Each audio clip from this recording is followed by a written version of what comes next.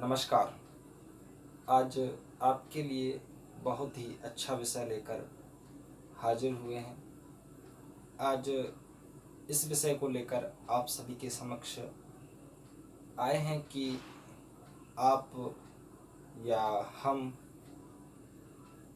कोई भी कन्या का विवाह करते हैं, कोई बालिका का विवाह करते हैं, तो यह बात सोचते हैं कि किस माह में शुभ मुहूर्त में शादी करें जिससे कि हमारी कन्या बालिका वह धनवान हो और सुखी जीवन यापन करे। तो एक शास्त्र शीघ्र बोध जिससे आप और हम जान सकते हैं कि किस माह में कन्या का विवाह करें जिससे कि कन्या धनवान होगी, जिससे कि कन्या सुखी रहेगी, अपना वैवाहिक जीवन सुखपूर्वक यापन करेगी। आइए वह श्लोक आप और हम समझते हैं। शास्त्राकार कहते हैं कि माघे धनवती कन्या फाल्गुने शुभगा भवेत्, वैशाखे च तथा ज्येष्ठे पत्युर्भवति वल्लभा। यह इसका अर्थ होता है माघ में विवाह होने से कन्या धनवान होती है। यदि आप किसी भी कन्या का विवाह करें, यदि माघ में आप विवाह करते हैं तो वह कन्या धनवान होती है।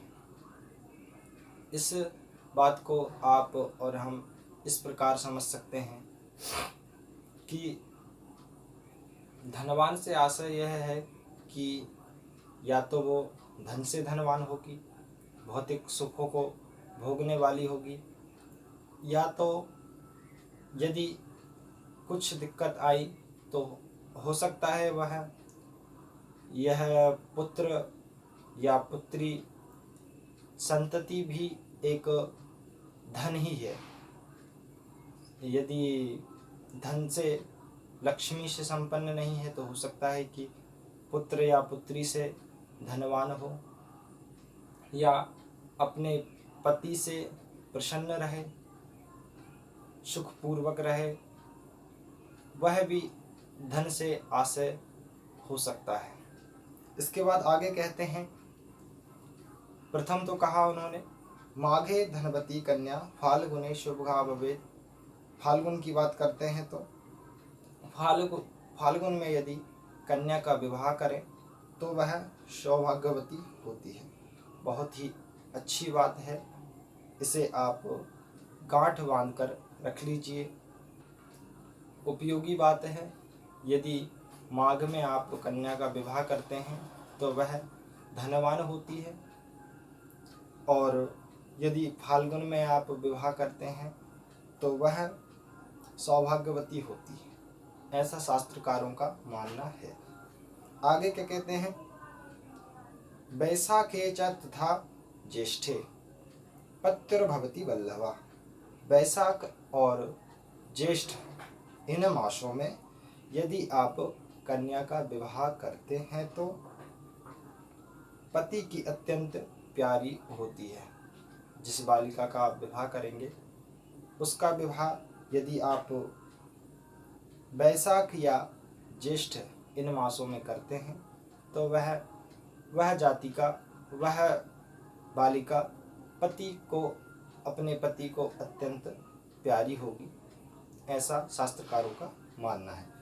आगे क्या कहते हैं, आषाढ़े कुल वृद्धि स्या दन्ने मासाश्च गर्हिता। आषाढ़े कुल वृद्धि स्यात् अन्ये मासाश्च गर्हिता। और कहते हैं आगे, आषाढ़ में कुल की वृद्धि होती है। मतलब आषाढ़ में यदि आप शादी करें उस बालिका की तो वह कुल की वृद्धि करने वाली होती है। और मास वर्जनीय है, और इन मासों में शादी होती है तो इन मासों का शादी से जो फल है वह आपके समक्ष हमने रखा। और आगे जो मास हैं उनमें शादी वर्जनीय होती है। तो इस प्रकार शास्त्रकारों ने अपना मत रखा। और एक बात और, मार्गशीर्ष अगहन में कुछ विद्वान मानते हैं कि विवाह करना शुभ होता है।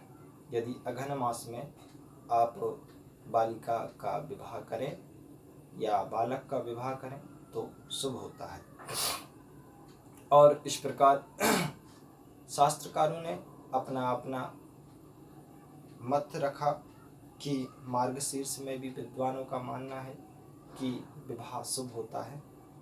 तो इस प्रकार माघ में यदि आप विवाह करें तो जाति का लड़की धनवान होती है। और आप फाल्गुन में यदि विवाह करते हैं स्त्री का जातिका का, बालिका का, तो वह सौभाग्यवती होती है। इसके बाद आगे कहते हैं बैसाख, यदि बैसाख जेठ इन मासों में आप यदि बालिका की शादी करें तो वह अपने पति को प्यारी होती है, अपने पति से प्रसन्न रहती है। आगे कहा आषाढ़ में यदि आप शादी करें उस बालिका की, या कोई भी बालिका हो अदरवाइज, तो वह कुल में वृद्धि करने वाली होती है, कुल के लिए बहुत ही अच्छी होती है, ऐसा मानना है। और मार्गशीर्ष का भी आपको बता दिया। तो मैं आशा करता हूँ कि आप मेरी बात से सहमत होंगे कि मैं यही कहूँगा कि आप अपनी बालिका का विवाह माघ में ही करें।